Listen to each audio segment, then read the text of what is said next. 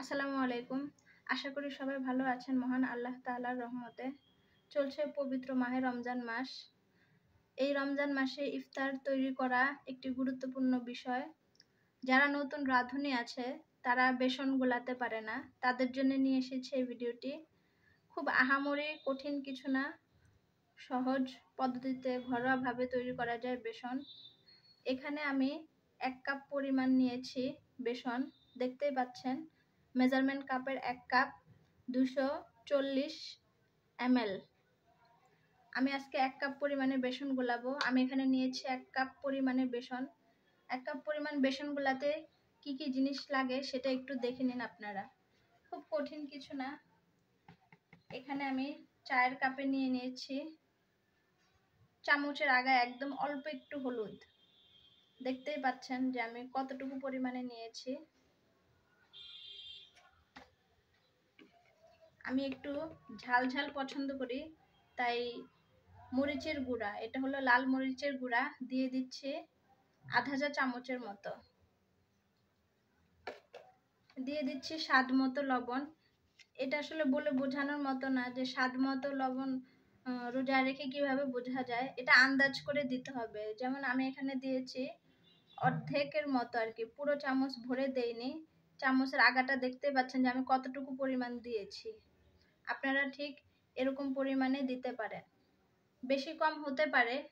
আপনি যদি আরো বেশি বেসন গোলান আপনার আন্দাজ পরিমাণে দিবেন। দিয়ে দিচ্ছি খাবার সোডা। এখানে 1 চিমটি পরিমাণে, চামচের আগায় দেখতেই পাচ্ছেন যে আমি আসলে কতটুকু নিয়েছি। এই যে দেখেন, ভিডিওতে ভালো দেখা যাচ্ছে আশা করি। চামচের আগায় অল্প পরিমাণে দিয়ে দিচ্ছি খাবার সোডা।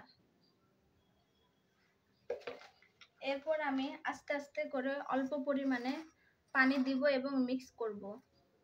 এখানে আমি আগে শুকনো উপকরণগুলো হাত দিয়ে ভালোভাবে মিক্স করে নিচ্ছি।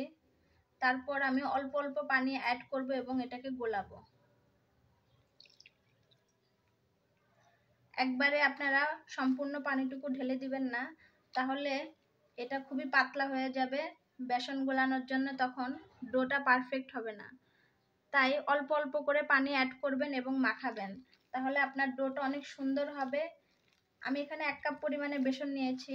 এই বেসন দিয়ে আপনি 15 থেকে 16টা আলুর চপ বেগুনি বানাতে পারবেন আশা করি ইনশাল্লাহ। যারা স্বামী স্ত্রী বা 2 জন মানুষ, তাদের জন্য এইটুকু বেসন গোলালে আশা করি হয়ে যাবে। এর থেকে বেশি পরিমাণে আপনি করতে চাইলে হলুদের পরিমাণ, মরিচের পরিমাণ, লবণের পরিমাণ এবং খাবার সোডার পরিমাণ আরেকটু বাড়িয়ে দিবেন।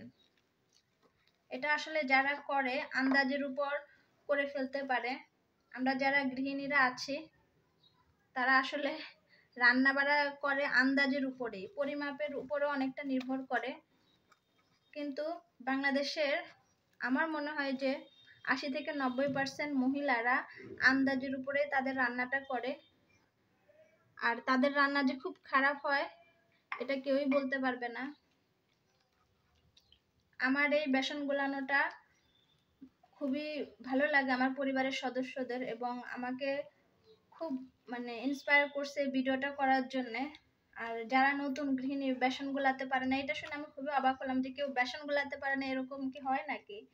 তাই আমি ভিডিওটা নিয়ে এসেছি নতুনদের জন্যে। আশা করি ভিডিওটি আপনাদের খুবই ভালো লাগবে। যদি ভালো লাগে অবশ্যই লাইক, কমেন্ট, শেয়ার এবং সাবস্ক্রাইব করবেন। আমি ফাইনাল লুক আপনাদের দেখাচ্ছি আসলে এটা দেখতে কতটা সুন্দর হয়েছে। এখনো এটা পুরোপুরি মাখানো হয়নি।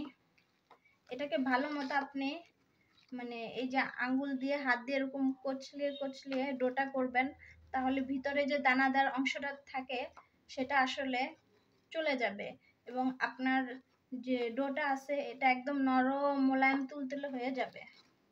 এই দেখতেই পাচ্ছেন, হাত দিয়ে দেখা যাচ্ছে কিনা।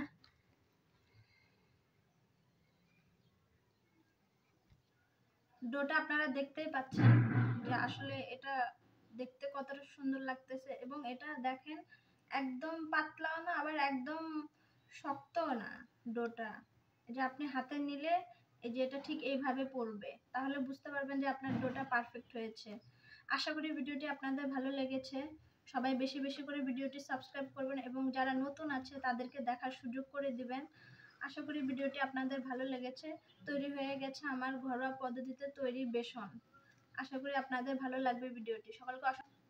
সকলকে অসংখ্য ধন্যবাদ। আসসালামু আলাইকুম।